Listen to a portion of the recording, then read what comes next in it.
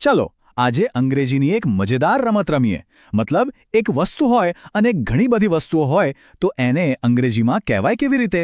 આજે આપણે બસ આ જ જાદુ શીખવાના છીએ, જેથી એકમાંથી અનેક બનાવવાની કળામાં આપણે બધા માહિર બની જઈએ. અહીં જુઓ તો સ્ક્રીન પર એક મજાની બિલાડી છે. આપણે કહીશું એ કેટ. પણ વિચારો કે એની સાથે એના બે દોસ્તો પણ આવી જાય તો? મ્યાઉ મ્યાઉ મ્યાઉ. હવે ટોટલ 3 થઈ ગઈ તો શું કહીશું? 3 કેટ? ના, એવું લાગે છે કે કંઈક ખોટે છે, ખરું ને? બસ આ ખૂટતી કડીને જ આજે આપણે શોધવાની છે. તો બસ આ જ છે આપણો આજનો ખેલ. જ્યારે પણ કોઈ વસ્તુ એકલી હોય ત્યારે એ છે સિંગ્યુલર, અને જેવી એ એકથી વધારે થાય એટલે એ બની જાય છે પ્લુરલ. સિમ્પલ છે. એક એટલે સિંગ્યુલર અને અનેક એટલે પ્લુરલ. ચાલો આ બે શબ્દોને મગજમાં બરાબર ફિટ કરી લઈએ. તો ચાલો આપણી જાદુઈ છડી ફેરવીએ અને શીખીએ સૌથી પહેલો અને સૌથી સહેલો નિયમ. આ એવો નિયમ છે ને જે મોટાભાગના શબ્દો પર કામ કરે છે. જે લોકો અંગ્રેજી શીખવાની શરૂઆત કરી રહ્યા છે એમના માટે તો આ બેસ્ટ ફ્રેન્ડ જેવો છે. તૈયાર છો બધા? અને એ જાદુઈ અક્ષર છે એસ. હા, સાચું સાંભળ્યું, બસ આટલું જ. મોટાભાગના શબ્દોની પાછળ ચૂપચાપ એક એસ લગાવી દો અને બસ થઈ ગયું બહુવચન. એકમાંથી અનેક બનાવવાનો આ સૌથી સહેલો અને ફટાફટવાળો રસ્તો છે. ચાલો જરા અહીં સ્ક્રીન પર જોઈએ. એક ચોપડી એટલી બુક, પણ ઘણી બધી હોય તો બુક્સ. એક પેન એટલે પેન, અને ઘણી બધી પેન્સ. અને એક મસ્ત મજાનું સફરજન એટલે એપલ, તો ઘણા બધા એપલ્સ. જોયું? બધો કમાલ ફક્ત એસનો છે. પણ અંગ્રેજી ભાષામાં થોડી મસ્તી તો હોય જ ને. કેટલાક શબ્દો જરા ખાસ હોય છે. એમને ખાલી એસ નથી ગમતો. ના, એમને કંઈક વિશેષ જોઈએ છે. ચાલો જોઈએ એવા કયા શબ્દો છે અને એમની ખાસ ડિમાન્ડ શું છે. આના માટે આપણે શબ્દના છેલ્લા અવાજ પર ધ્યાન આપવાનું છે. જો કોઈ શબ્દનો અંત સ, શ, ચ જેવા અવાજથી થતો હોય, જેમ કે એસ, એસએસ, શ, ચ, એક્સ, ઓ, તો એની પાછળ ખાલી એસ લાવીએ ને તો બોલવું અઘરું પડી જાય.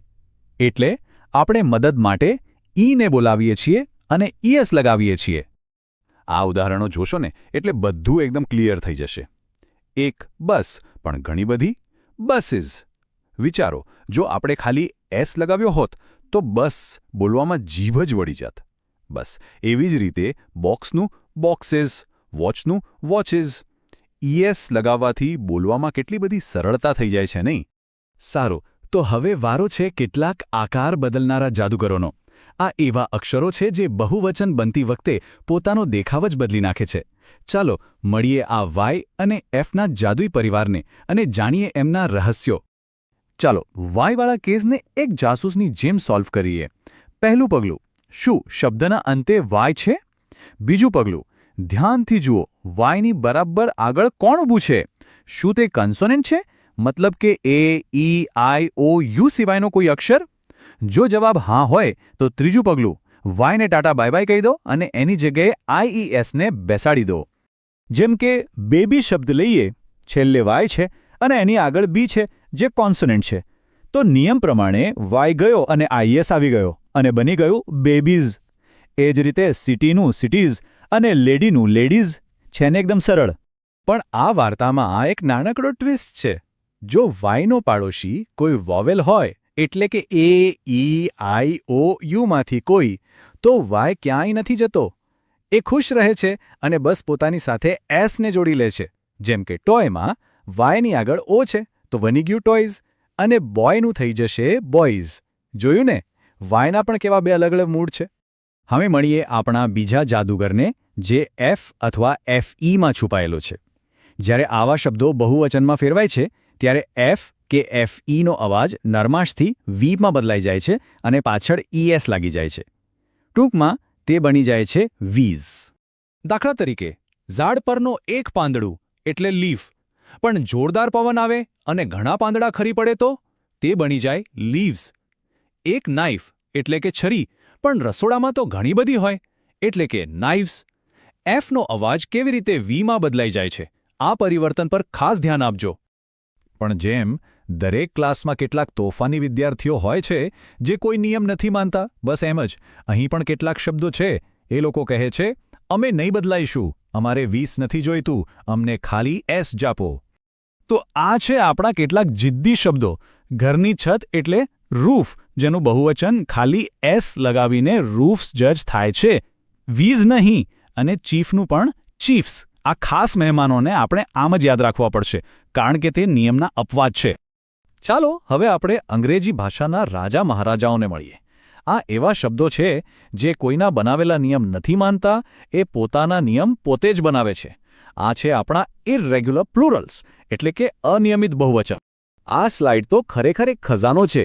જુઓ, એક પુરુષ એટલે મેન, પણ ઘણા બધા હોય તો મેન. એક બાળક એટલે ચાઇલ્ડ, પણ બધા બાળકો ભેગા થાય તો ચિલ્ડ્રન. એવી જ રીતે ફૂટનું ફીટ અને ટૂથનું ટીથ. આ શબ્દોને ગોખવાની જરૂર નથી, જેમ જેમ વાપરીશું ને એમ આપોઆપ યાદ રહી જશે.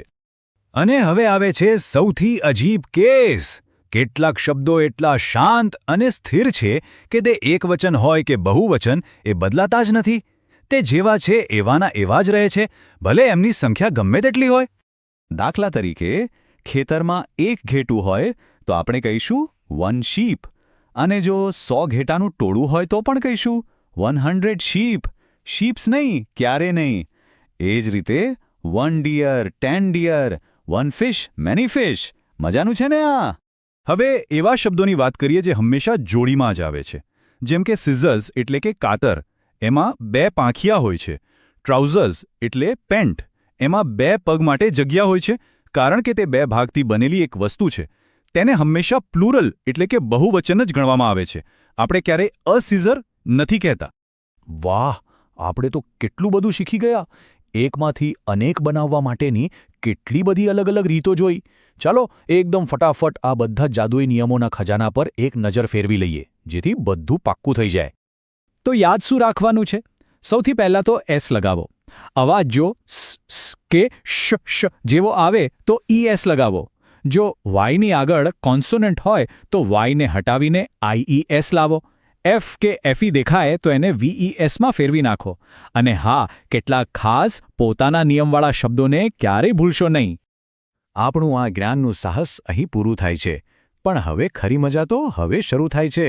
જરા પોતાની આજુબાજુ નજર દોડાવો. ટેબલ, ખુરશી, પંખો, પુસ્તક, કેટલી બધી વસ્તુઓ દેખાય છે. શું આ બધી વસ્તુઓનું બહુવચન બનાવી શકાય?